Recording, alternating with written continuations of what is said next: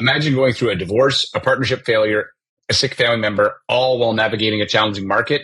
Well, that's exactly what Krystal faced over the last 2 years. And even through all the highs and lows, she stayed true to herself and didn't let any of it change who she was. And this is a fantastic conversation. If you're struggling with mindset, whatever you're going through right now, she shares 3 things she did to maintain her mindset during some of the darkest times of her life. And Krystal Stearns is a producing branch manager based out of Colorado Springs. We cover a couple of things in this episode. 3 steps to rebuild your confidence. She talks about her daily action plan that she's able to use to help her get her business going again, and how she uses her business to support some charities that really matter. I think you're going to love this conversation with Krystal. Before I jump into this, I got to give a shout out to our title sponsor, Finmo.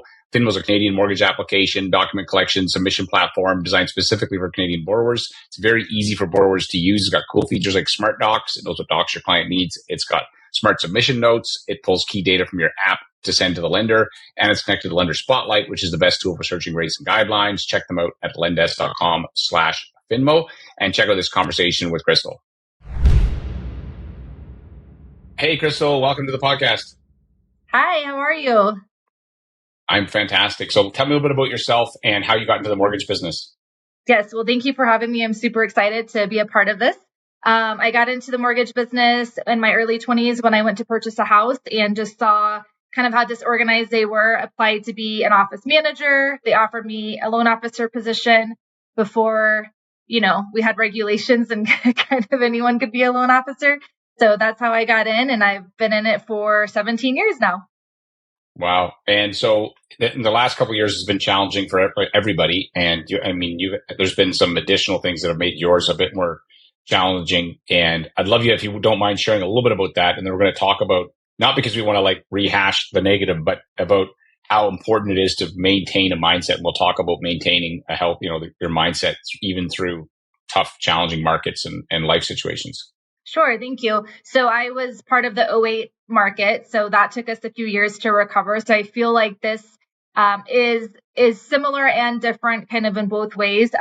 But the past couple of years has just been a whirlwind of hard lessons that I now am comfortable sharing because I feel like I've overcame. So, the market did shift the past couple of years. I also went through a divorce. Mom got diagnosed with cancer. I have 4 children that I'm a single parent to. I went through a bad partnership. I left the group that I've been with for almost 10 years, was sold shiny things that cost me a lot of money and relationships and things like that, all while the market took this huge shift. So it was kind of like, hey, if we're going to get it all out of the way at once, here it is. So that's been right. So, and you, considering even just the way you're talking about it, some people would be like, oh, so what were the things you did to not get, there must have been days that you felt really, down, but what have you done to kind of get through that and continue to take care of yourself and your family and your business and everything?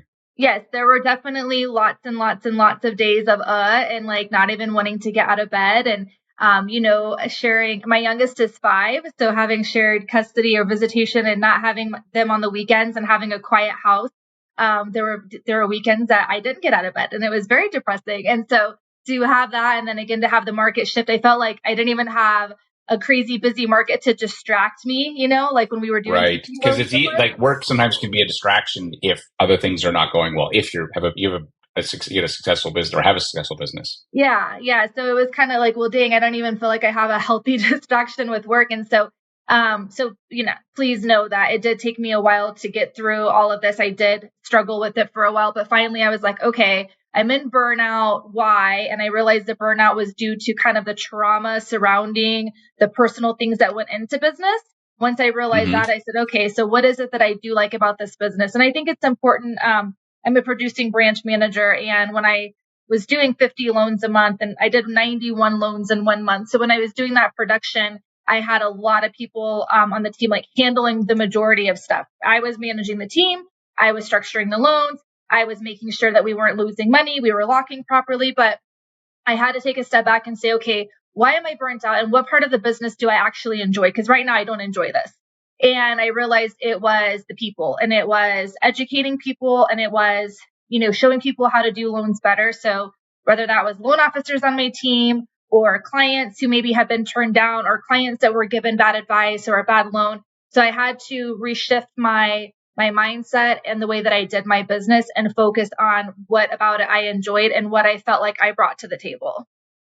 Right. So the first part for you then would be thinking about awareness, recognizing I'm in burnout. And then second thing is, okay, there's parts of this I still like, but there's parts I really don't. If I never did again, I wouldn't be. And then for you, that was the education piece, helping people, whether it was clients and or loan officers that work for you. Would that sound right?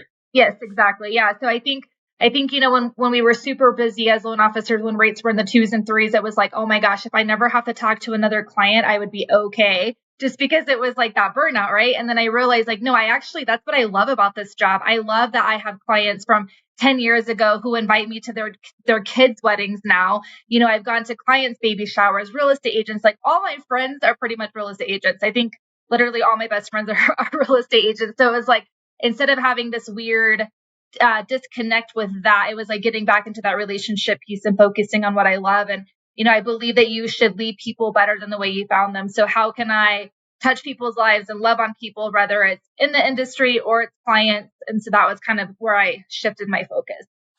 Okay. So you had this awareness. So then what was the next step when you decided to shift your focus? What did you do? How did you do that? Like what were the practical things you did?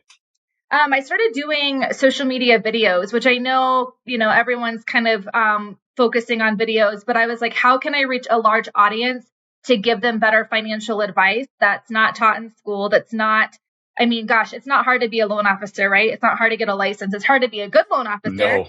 Yeah. And I feel like they're few and far in between. And that's unfortunate because again, all of these loan officers and these agents kind of came out of the woodworks and they don't have the experience to know how to do things properly. And when loans were just pouring in, they didn't take the time to learn the way to do things. So, if I get a client who's VA eligible that was put in an FHA loan, I cringe. So I just saw there was a lot of bad advice out there. So I was like, okay, how can I start to spread the word better to help educate agents and clients more? And so I started doing the social media videos. So I post a video every single day on all platforms, and every video is a different topic just to try to educate. Right. And so those videos, I just pulled up your social account there.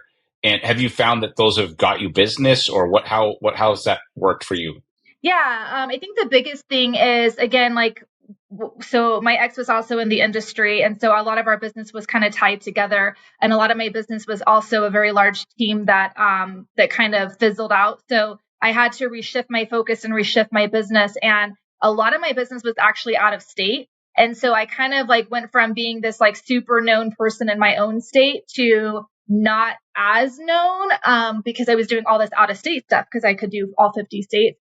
So it's been good to kind of be more known in my community again and be local in my community and it's funny because if you look at my social, I get 3 or 4 likes and I'm like, what the heck? I had 2,500 views and 3 likes on this video. But then I go to an event, and there will be, 100 agents there and half of them will come up to me and say, oh, you're killing it. Oh, I love your stuff. So I was like, okay, cool. People are watching.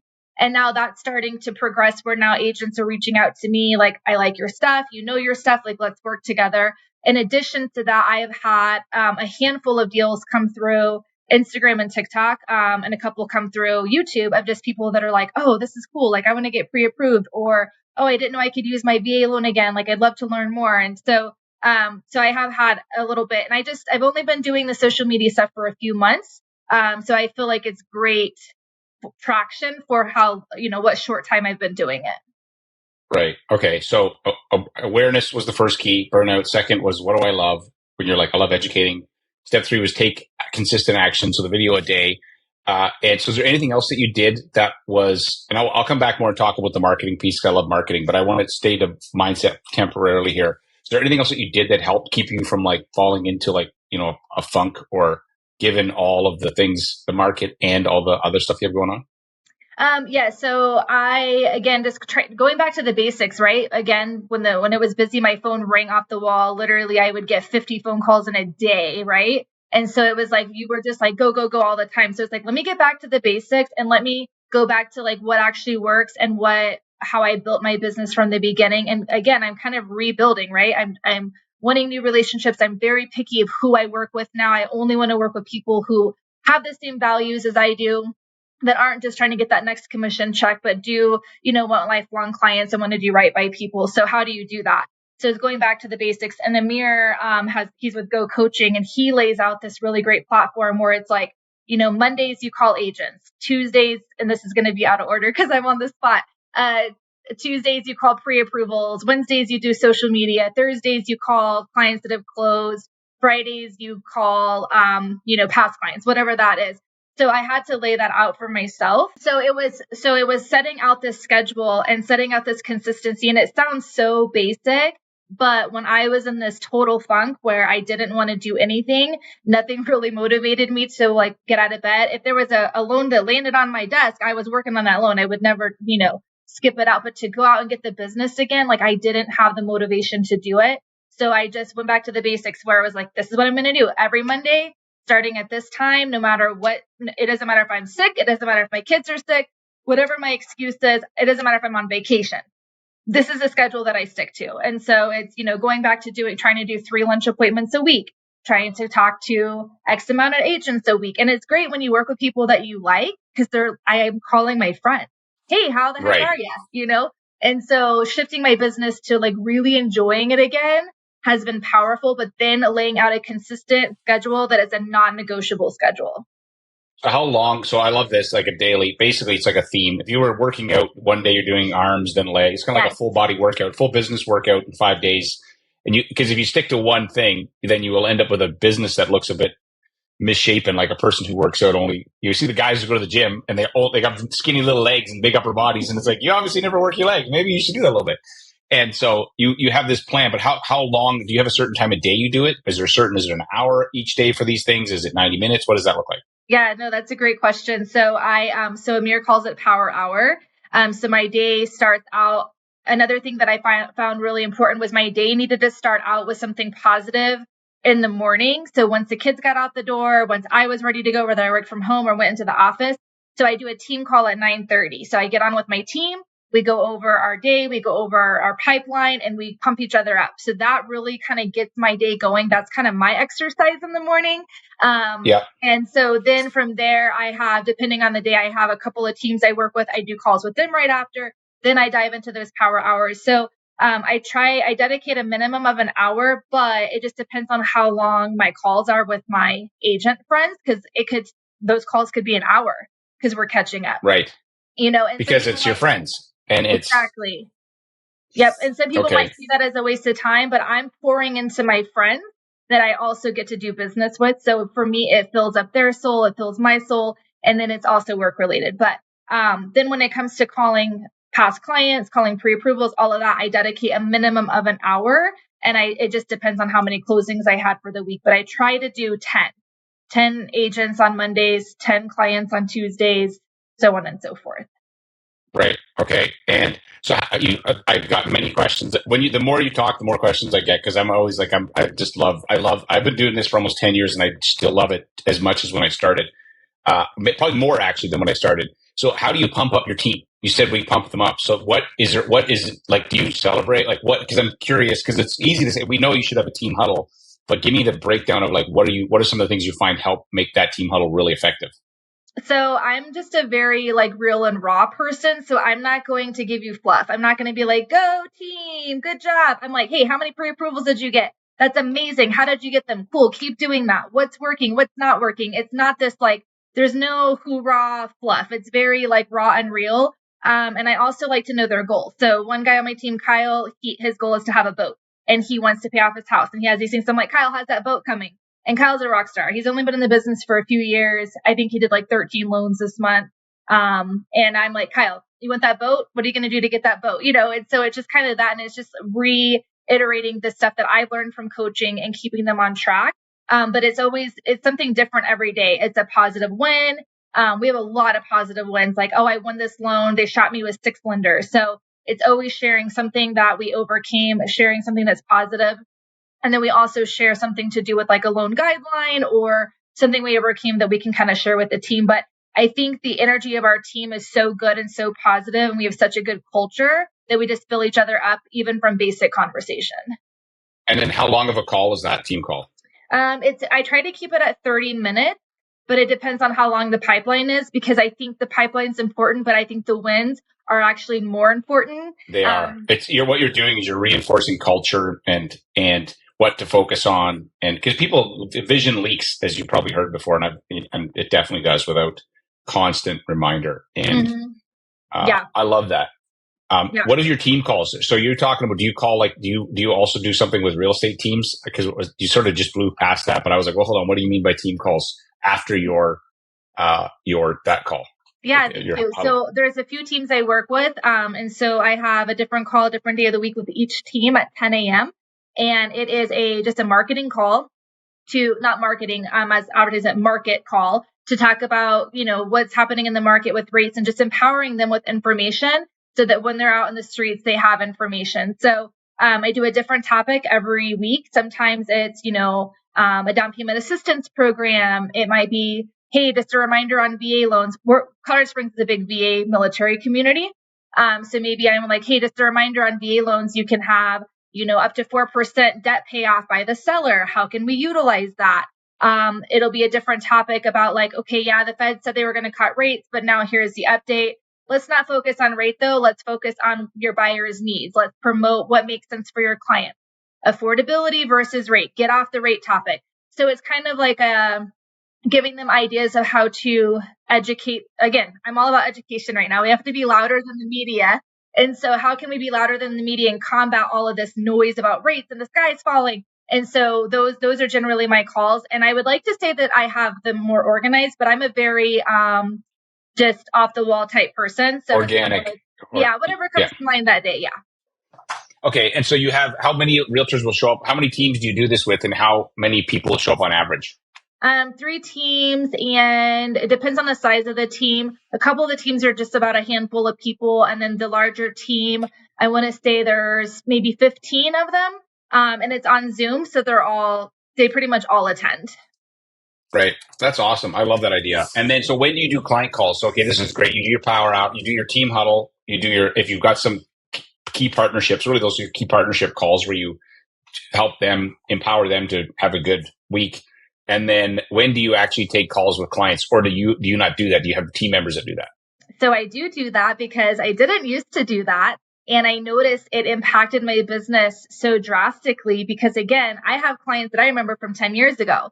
I have clients we're on a first name basis. If they called me right now, I would be like, hey, like Bill Shoei is one of my favorite clients. I've done 10 loans for him. He's a fan. I'm a fan. So there's different clients that if they called my cell phone right now, we're on a first name basis. Well, when it was so darn busy, how could I talk to 50 clients a month that were closing? I didn't have a process for that because I went from doing 10 to 15 deals by myself to doing 50 deals and adding 2 new people to my team, and our hair was on fire. So I didn't really know what I was doing. I learned the hard way. So now that, again, I'm going back to the basics and I'm going back to what part of the business do I enjoy, and it is connecting with those clients. We have such a large responsibility. They always say that one of the biggest financial purchases of their lives, but it's way more than that. This is their home. This is where they bring their babies to. This is where they get that new puppy. This is where grandma comes over and has, Christmas with them. And not only that, but this is like a $500,000 purchase that sometimes we're treating like a $5,000 used car.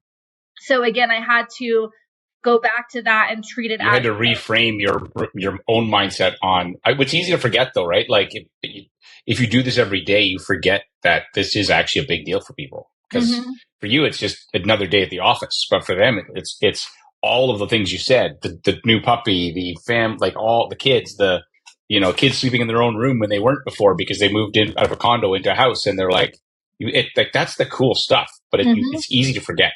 Yeah. Yeah, that's really good. And I always said I would never become transactional. And I remember I used to kind of complain to my company, the operations team. I'm like, you guys are so transactional, like the underwriters. I'm like, you guys forget what's on the other end. Like I have a client over here who, their spouse is dying of cancer and they're trying to refinance before that happens. Or, this person, they just went into labor and we're going to close their loan from their hospital bed. And we forget it's such an intimate process. And there's something so beautiful about that if you go back to that and you reconnect to that, like I promise you'll love your job so much more. So with that being said, I do talk to every single client in the beginning.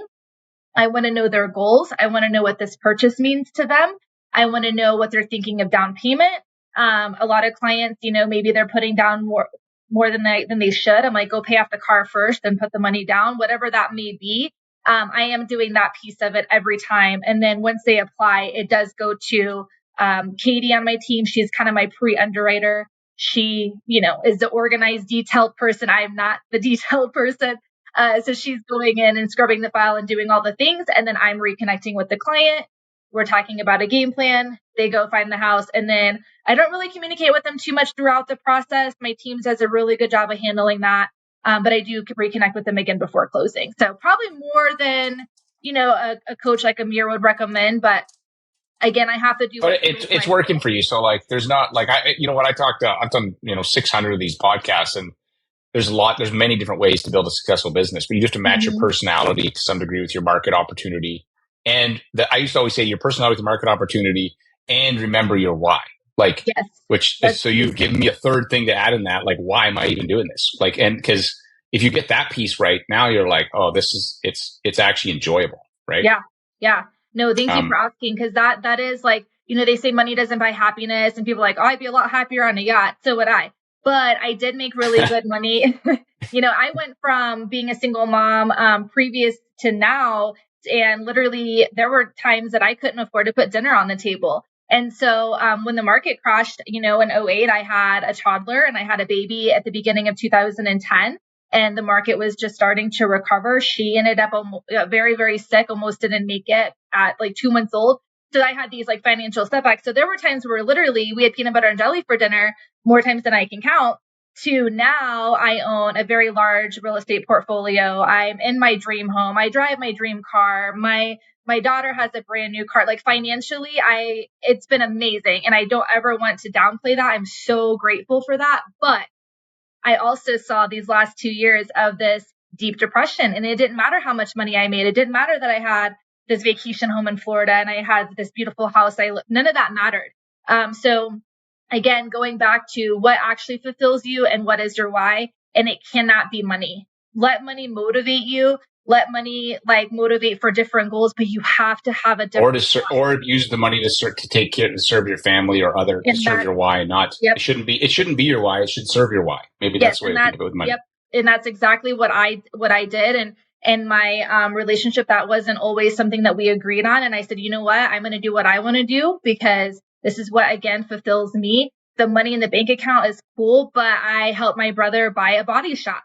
And my little brother has done everything for me. He even did mortgages with me for a couple of years when I was dying and drowning and couldn't hire anyone good. He came in and killed it for me. And so I was able to help him buy a body shop. I retired my mom years ago. Now she helps me with my kiddos, getting my little guys to and from school and keeps them after school. So getting to retire my mother, I bought her a really nice car, all these things that getting to do. And again, it's not even about the money. It's about like what you get to provide for other people. So yeah, that is a huge part of my why. And then getting to do different charity events, and that sounds corny. I feel like when people say charity events, you picture this like bougie person that's like, let me show up in my gown. But like getting to do these charity events that my focus is serving children. So getting to serve these children in different ways has been such a cool thing that I've been able to be a part of for many years.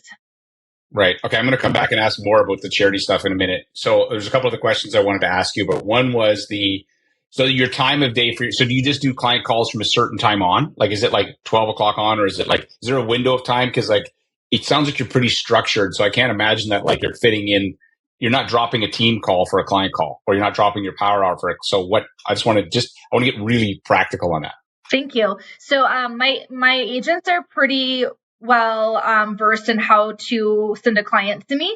And so if it's a client that's calling me from a referral, it might be a little bit different. But if it's an agent introduction, they introduce me via email, which I love this because it keeps us all organized and it keeps us all just kind of on the same page. And so I will reply to the client. I try to reply within like 30 minutes if I can.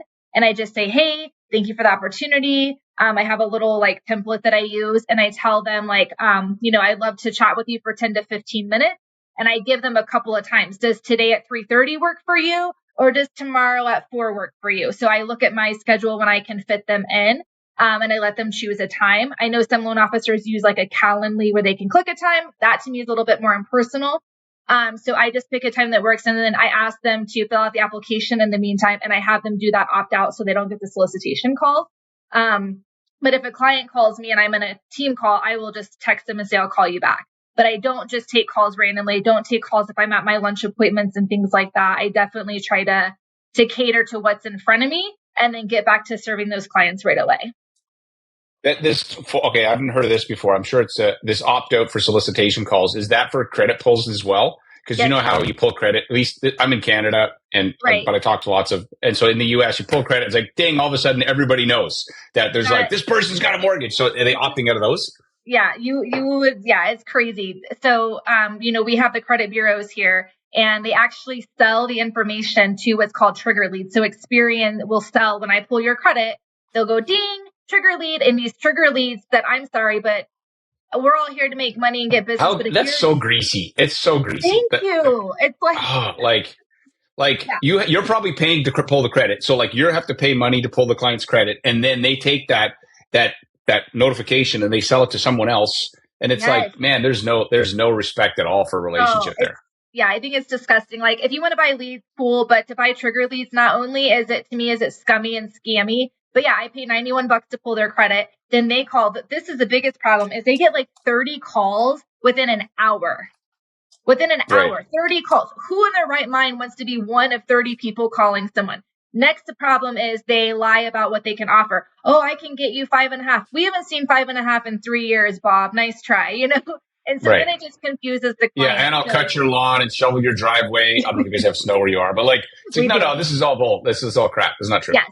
Yeah, it's so frustrating. And I actually, someone on my team just lost one to the trigger lead, but I said, just wait. I said, it's a bait and switch. They're going to come back to you because this lender is going to bait and switch them. So, so I send them the opt out link and tell them like, hey, do this right away so that I can pull your credit and you not get these solicitation calls. It protects you from getting junk mail and things like that too. So, does it cost you money for them to opt out? Is there a cost, or is it just they got to like do something to opt out? No, they just fill out the form. I'm surprised they don't charge for that. Okay, here's the thing. So they'll charge you. This would be hilarious. They charge you for pull credit. They charge someone else to get the lead, and then they could charge the client to like not get any phone calls. And they're like, "We don't even care. We're just making." It's so stupid. Welcome to America, right? Yeah, God bless America. Actually, I love America, but yeah, there's some things that I would like. Okay, there's a lot of things you guys do right, but there's a few. Like, it's just mind blowing that it's legal that the credit bureaus can sell your information. It's mind blowing. It should be a confidential. It's kind of like you went through a doctor test, and all of a sudden it's like, oh, this person had a doctor test. Ding! You want to know who had a medical test done? Like, should not be sellable. Should not be sellable. Could you imagine? Oh, this person got diagnosed with depression. All the pharmaceutical companies that hit her up. We'll get a ding. Yeah, exactly. It's like, oh, this person, and now you want to call them. Hey, do you want our drugs instead of theirs? And like, oh, that's just greasy. That's how. Okay, sorry, we went on a tangent. All right, so. You basically booked them later in the day, it sounds like. And then talk to me about you said Wednesday you do social media. I think I'm paying attention. You said, you're doing videos every day. How are you getting that? How are you fitting that in? Because that is not, unless you just turn it on and go, like walk me through that. Yeah, no, that's a great question. So I actually have a videographer. His name is Zach Tompkins, and he's amazing. And he actually travels from Austin to Colorado Springs once a month. So I'm actually booked with him this Friday. I talk fast, as you can see, high energy, as you can do. See. Yeah. And so I can knock out 30 videos in an hour and a half. No, that is insane. I could not do 30 videos in an hour and a half. Yeah. I have my Red Bull. But yeah, I have my topics in my phone, or, I look at questions that people have asked me, and I'll think of like, my mind goes 90 miles an hour, and I don't really have a hobby or a life outside of work and kids. So, I always have, questions that come up or situations. Do you have like an idea list on your phone? So like, you're like, oh, you'll be walking. Oh, somebody said this question. And then when that day comes, this person will come, you'll shoot them all. And do you switch outfits as well? Is there like outfit? And I'm sure there must be like, wardrobe changes and things. Yeah. So I do it here at my house. Like if you look on my social media, you'll see a black and white background. That's the granite in my kitchen. So I just do it here at my house, and we'll move the camera around to different places in my house too. And I'll change outfit. But yeah, from start to finish, I can be done in 2 hours, including outfit changes. Because the videos are only, 1 to 2 minutes long. We're all ADD and we can't watch for very long. I've started to do some long form videos to put on YouTube. I think YouTube is kind of where it's at. I think that's what's gonna last. But yeah, so Zach comes in, we knock out 30 different videos. He takes notes as I'm talking, and then he goes and does all the editing, and he actually does the posting for me too. So he posts for me every single night with the caption, with the description, the hashtags. He does all of that for me, and it is the best money I think that it's well worth it. Right. Okay. So then when you say Wednesday social media, since you're doing this one day a month, which I love, what are you doing on the Wednesday reach out power hour? What does that look like for social media? Is it DMing or something? So it's coming up with my like content ideas for either videos or for marketing. It's making flyers. I'm still making my own flyers and stuff in Canva. It's coming up with my newsletter ideas. So it's not so much social media. I guess it's more so just marketing. It's reaching out to different real estate agents. I also do my coaching on Wednesdays. So every Wednesday I have coaching. And then I try to do a lunch every Wednesday after coaching. So when you say coaching, is that you being coached or being a coach? Being coached with the mirror. With the mirror. Okay. And then, so tell me about, I'm just going to do a quick recap. Basically, lots of crap happening, bad market. You're like, oh gosh, I feel terrible, but what is my why and what can I control? And then you start taking action on the things that you can control. And lo and behold, it helps you get out of your funk. And then you've got some structure that you've placed around those daily activities that are important. It sounds like you got a great team. And then tell me about the charity. So how does that tie in, and what is it that you're doing? And I'm curious about that. Thank you. Again, your questions are so good. You must do this for a living. Okay. So I almost do. Yes, I do. I love this. I'm a very curious person by nature. So when I meet somebody interesting, I can't help. I could probably ask you questions for 2 hours, but I won't do that. But I won't put my audience through that, but I'd probably find it interesting. No, I love it. But yeah, sorry. So yeah, back to the charity thing. Talk to me about that. Okay. So, for every loan that we close, I make a donation to a different charity. I have a website called Together at Square One. And Square One was kind of this umbrella of ideas because, again, I have 12,000 ideas in my head. So Square One was originally, I'm going to get to the point, I promise, but was originally interviewing like smaller businesses that were local. And I liked also kind of military focused businesses. So I interviewed some businesses here, some military businesses. I happened to be in North Carolina for a work event and walked into these cool stores and was like, hey, can I interview you real quick? And I wanted to know, how did you start? Because I wanted to show people how you can start from the bottom and get to the top. So for example, a restaurant here, she's like, we open our cash register with our piggy bank. And I'm like, that is so cool. And they're like a very well-known taco shop here downtown. So I started out with like wanting to inspire people, to get people motivated to like want to be entrepreneurs or like go after their dream, right? And then in addition, I wanted to tie that into charity because a lot of these local businesses, they'll have like local art or somehow they tie into charity. Like in North Carolina, his was donating to different military organizations. When you bought one of his items, you bought it with a uniform that a soldier donated, and that soldier chose the charity that your proceeds went to when you bought that item. And I was like, this is so cool. So Square One was put together so that I could showcase businesses and charities. So when you close a loan with me, I donate to a charity, and I have a few that I showcase on my website. And they can choose which one they want to donate to. And the point of that was to get them involved in different charities, as well as like make a conscious decision of who they were giving back to. So the main one is Angels of America's Fallen. And that is for children who have lost their parents who have served, either police, fire, military, EMT, some type of a hero. And this organization covers all of their expenses for extracurricular activities to keep them, number one, involved in something positive, something that's good for confidence. But also they have a group of kids who can relate to what they've been through and some parents that can mentor them. And it's just a phenomenal organization. So that's probably my biggest one. We do a big gala every year, a golf tournament. The owners are just amazing people. So that's one. The other is The Place, and it supports children who are experiencing homelessness, ages 12 to 21. in our own backyards. They're serving 160 people right now that are literally children on the street. So that's a big one. And then CASA is national, and they support foster children to advocate for them in court, help provide clothing to them, things like that. Right. Okay. So just so I'm understanding, and so how does Square One tie into? These sound like three different charities. Is Square One something initiative you did, or is it Yes. is it something that you? Okay, so is it a podcast, or is it just what is that? No, it's just a website for right now because I have like 38. Oh, I see. So where do you find this? Because I just typed in Square One, but there's a bunch of stuff. I like the concept because Square One is like Square One is where you start. Like that's the idea is like where you start. It's a great name. Yeah. So again, if I can take these kiddos and I can help, I can help with them in some type of way, volunteering or donating money to help build them up to be adults, to be like, hey, you know what? You started from over here at Square One, and now you can build yourself up and you can be something too. But it's together at square1.com. Right. Okay. So that's cool. So this is something that you've created specifically as a way to give back. And then when you fund a mortgage, how do you decide which one of those three organizations you support? Because or do you support all of them a little bit, or do you just pick, do you just cycle through them, or does the person decide? Do they get to decide I want this one, or how does that work? So I ask the clients to decide, but they don't always respond because they're like, I've closed on a loan, lady, leave me alone for a minute. So I let them choose first. I'm like, hey, please go in and check out these organizations and pick which one is like touches your heart, basically. And sometimes they respond. Sometimes they say pick for me. So if they don't respond or say pick for me, then I just pick. Okay, we did 20 loans. We'll split it between the three type of thing. I see. And so if you don't mind me asking, how long have you been doing that?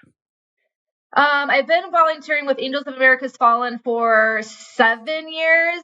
And I started donating with them because I worked for a bank that they did this, but only locally in Michigan. And I'm like, what about Colorado? I'll just do it myself then.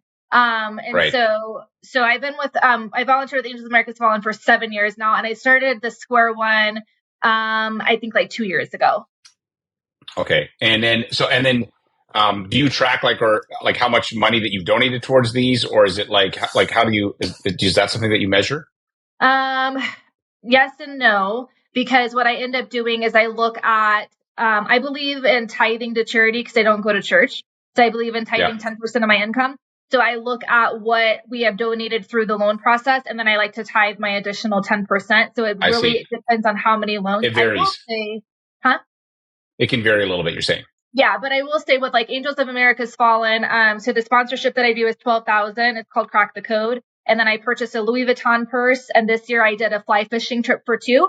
And those 2 items you can bid on. You buy a necklace with a code for $50.